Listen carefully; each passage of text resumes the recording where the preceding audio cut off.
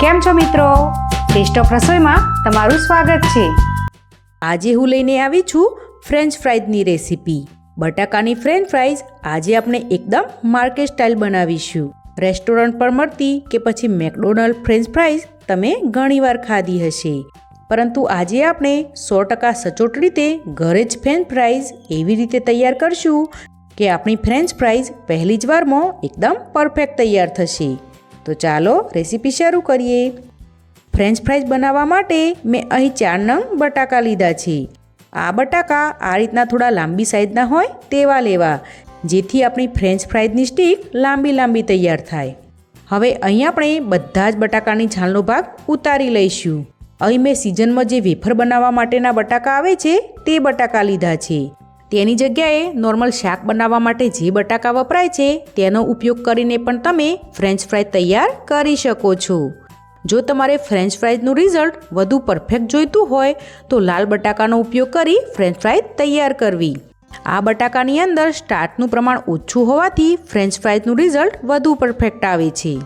હવે આ બટાકામાંથી French ફ્રાઈઝની stick તૈયાર કરતા પહેલાં છરીની મદદથી આપણે તેના ઉપર નીચે તેમજ સાઈડમાંથી ગોળાકાર ભાગને કાઢી લઈશું। હવે આ બટાકામાંથી આપણે લગભગ 1 સેન્ટીમીટરના અંતરે કટ મૂકતા જઈ બટાકાના એક સરખા પીસ તૈયાર કરી લઈશું। ત્યારબાદ પીસને આડા ગોઠવી તેના પર પણ 1 સેન્ટીમીટરના અંતરે કટ મૂકતા જઈને બટાકાના એક સરખા પીસ તૈયાર કરી લઈશું। તો કોઈ પણ જાતના કટર કે મશીન વગર પણ એકદમ આસાનીથી આપણી ફ્રેન્ચ ફ્રાઈઝ માટેની ચીપ તૈયાર થઈ ગઈ છે। આ સિવાય આ રીતના કોઈ પણ કટરનો ઉપયોગ કરી તમે ફ્રેન્ચ ફ્રાઈઝ એકદમ આસાનીથી તૈયાર કરી શકો છો।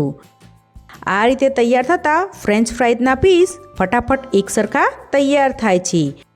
તો તમને જે રીત વધુ પસંદ આવે એ રીતે બધા જ ફ્રેન્ચ ફ્રાઈઝના પીસ તૈયાર કરી લઈ અને તેને પાણીમાં એડ કરતા રહીશું, જેથી બટાકા હવાના કોન્ટેક્ટમાં આવી કારા ના પડી જાય। અહીં મેં બધા જ બટાકામાંથી પીસ તૈયાર કરી લીધા છે। તમે જોઈ શકો છો કે આપણું પાણી આ રીતનું સફેદ થઈ ગયું છે, કેમ કે આપણા બટાકા ઉપર રહેલો બધો સ્ટાર્ચ પાણીમાં એડ થઈ ગયો છે। હવે આપણે આ સ્ટીકને 2 થી 3 વાર ચોખ્ખા પાણીથી સારી રીતે ધોઈ લઈશું, જેથી તેમાં રહેલો સ્ટાર્ચનો ભાગ સારી રીતે દૂર થઈ જાય। મેં બટાકાની સ્ટીકને એકદમ સારી રીતે ધોઈ અને તેને ચોખ્ખા પાણીમાં એડ કરી દીધી છે। હવે આપણે પરફેક્ટ ફ્રેન્ચ ફ્રાઈઝ બનાવવા માટે તેમાં થોડા આઈસ ક્યુબ એડ કરશું અને તેને 30 મિનિટનો રેસ્ટ આપીશું। અહીં મેં ફ્રેન્ચ ફ્રાઈઝ બનાવવા માટે જે બટાકા લીધા હતા તે એકદમ ફ્રેશ નહોતા। બટાકા લીધા બાદ અમુક કારણોસર વિડીયો બનાવવાનું શક્ય ના હોવાથી બટાકા થોડા જૂના હતા। આથી મેં આ સ્ટેપ ફોલો કર્યું છે, પરંતુ તમે આ સ્ટેપને સ્કીપ ના કરતા। આ ટ્રીકના લીધે તમારી ફ્રેન્ચ ફ્રાઈઝ એકદમ પરફેક્ટ તૈયાર થશે। 30 મિનિટ જેવું થઈ ગયું છે। તો હવે અહીં મેં એક કડાઈ લીધી છે, જેની અંદર 1 લીટર જેટલું પાણી ગરમ થવા માટે એડ કરી દઈશું।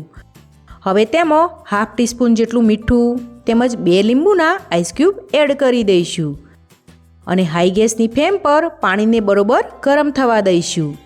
અહીં તમે લીંબુના આઈસ ક્યુબની જગ્યાએ લીંબુનો રસ કે પછી વિનેગરનો ઉપયોગ પણ કરી શકો છો। પાણી બરોબર ગરમ થઈ ગયું છે, તો હવે આપણે બટાકાની બધી સ્ટીકને તેમાં એડ કરી દઈશું અને હાઈ ગેસની ફ્લેમ પર માત્ર 3 મિનિટ માટે સ્ટીકને બોઇલ કરી લઈશું।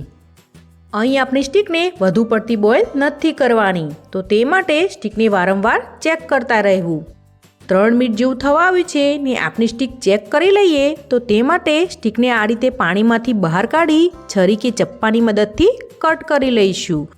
તો તે એકદમ સરસ રીતે સોફ્ટ થઈ ગઈ છે। તો હવે ગેસની ફ્લેમ બંધ કરી બધી સ્ટીકને ફટાફટ પાણીથી અલગ કરી લઈશું। અહીં તમારી સ્ટીક 2 મિનિટથી ઓછા સમયમાં પણ કૂક થઈ શકે છે। ડિપેન્ડ છે તમારા બટાકાની વેરાયટી તેમજ સ્ટીકની સાઇઝ પર। તો તેને સતત ચેક કરતા રહેવું, જેથી તે ઓવરકુક ના થઈ જાય અને તેનો શેપ પણ જળવાઈ રહે। અહીં મેં બધી સ્ટીકને પાણીમાંથી અલગ કરી લીધી છે। હવે આ સ્ટીકને આપણે સારી રીતે ઠંડી કરવા માટે તેને આ રીતના કોઈ પણ કોટન કાપડ ઉપર છૂટી ગોઠવી દઈશું।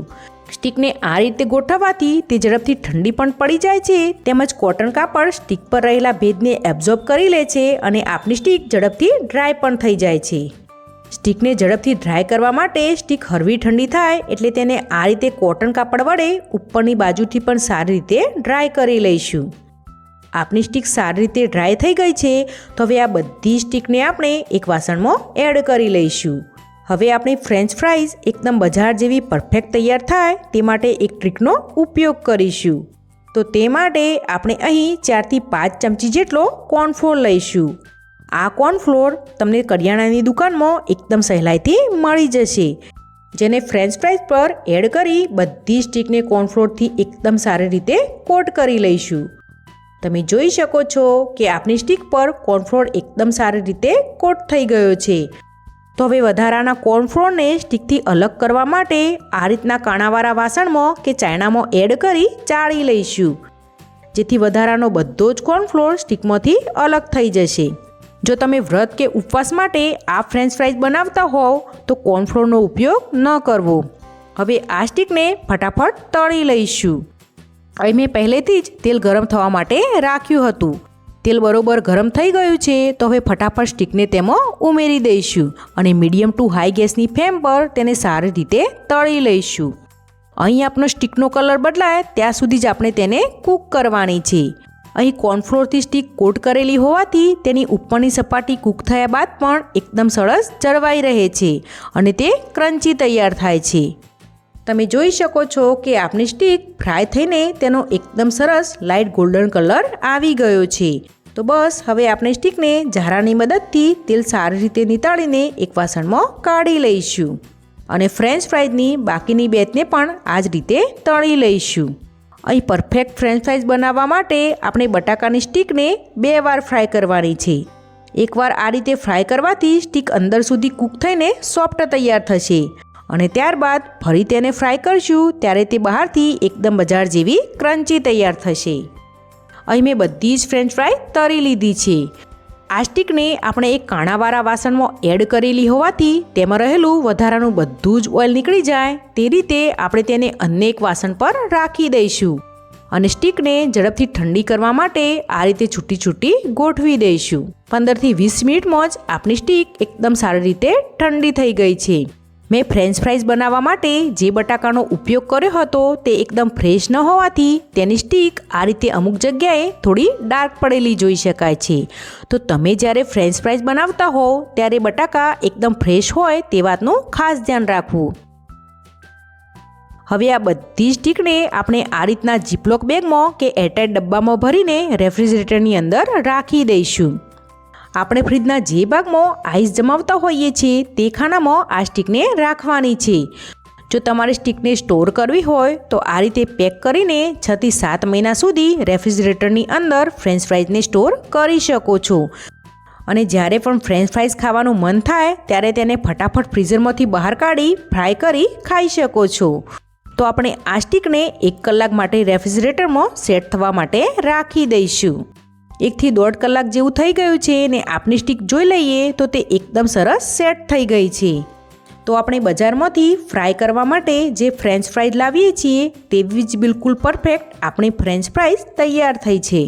આ ફ્રેન્ચ ફ્રાઈઝ 6 થી 7 મહિના સુધી બિલકુલ પણ ખરાબ નથી થતી. તો ખૂબ જ ઓછા ખર્ચામાં અને ઘરના શુદ્ધ તેલમાં તૈયાર થતી આ ફ્રેન્ચ ફ્રાઈઝ એકવાર ઘરે ચોક્કસથી ટ્રાય કરવા જેવી છે. હવે આ સ્ટીકને આપણે બીજી વાર પણ ફટાફટ ફ્રાય કરી લઈશું. તો હવે આ ઠંડી સ્ટીકને આપણે એકદમ ગરમા ગરમ તેલમાં એડ કરવાની છે. સ્ટીક એડ કરતી વખતે થોડી સાવધાની રાખવી જેથી તેલમાંથી છાંટા ઉડે તો હાથે દજાય નહીં. એકદમ ઠંડી સ્ટીક અને કોર્નફ્લોરનું કોટિંગ આપણી ફ્રેન્ચ ફ્રાઈઝને એકદમ બજાર જેવું પરફેક્ટ લુક આપશે. અહીં આપણી સ્ટીકને હાઈ ગેસની ફ્લેમ પર એકદમ ક્રન્ચી તૈયાર થાય ત્યાં સુધી કૂક કરી લેવાની છે. તમે જો આ રીતે ફ્રેન્ચ ફ્રાઈઝ ક્યારેય ન બનાવી હોય તો એકવાર જરૂરથી ટ્રાય કરજો. આપણી ફ્રેન્ચ ફ્રાઈઝ બહારથી ક્રિસ્પી તૈયાર થઈ ગઈ છે. તો હવે આ ફ્રેન્ચ ફ્રાઈઝને આપણે ઝારા વડે તેલ સારી રીતે નીતાળીને એક વાસણમાં કાઢી લઈશું અને આ રીતે ફ્રેન્ચ ફ્રાઈઝની બીજી બેચ પણ તળી લઈશું. આપણી બધી જ ફ્રેન્ચ ફ્રાઈઝ તળાઈ ગઈ છે. તમે જોઈ શકો છો કે તે બજાર જેવી જ એકદમ પરફેક્ટ તૈયાર થઈ છે. તમને તેના અવાજ પરથી જ ખબર પડી જશે કે તે બહારથી કેટલી ક્રિસ્પી તૈયાર થઈ છે. ફ્રેન્ચ ફ્રાઈઝ તમને તોડીને બતાવું તો તે બહારથી ક્રિસ્પી હોવાની સાથે સાથે અંદરથી એકદમ સોફ્ટ તૈયાર થઈ છે. તો મેં બતાવેલી અમુક ટ્રીકને ધ્યાનમાં રાખી તમે જો ફ્રેન્ચ ફ્રાઈઝ ઘરે બનાવશો તો તે 100% બજાર જેવી જ પરફેક્ટ તૈયાર થશે. હવે આ ફ્રેન્ચ ફ્રાઈઝને વધુ ચટપટી બનાવવા માટે તેના પર થોડો સંચર પાવડર તેમજ થોડો મરી પાવડર એડ કરી લઈશું અને સાથે લીલી કોથમીરના પાન એડ કરી બધી જ વસ્તુને મિક્સ કરી લઈશું. અહીં તમે તમારા ટેસ્ટ પ્રમાણે તેમાં મસાલો એડ કરી શકો છો. તો જોઈને જ મોઢામાં પાણી આવી જાય તેવી નાના મોટા સૌની ફેવરેટ એવી આપણી ફ્રેન્ચ ફ્રાઈઝ તૈયાર છે. જો તમને આજની મારી રેસીપી પસંદ આવી હોય તો મારી ચેનલને લાઈક કરી ફ્રેન્ડ અને ફેમિલીમાં વધુને વધુ શેર કરજો અને ચેનલને સબસ્ક્રાઈબ કરી બેલ આઇકનને દબાવવાનું ભૂલતા નહીં. તો ફરી મળીશું કોઈ નવી રેસીપી સાથે. ત્યાં સુધી આવજો.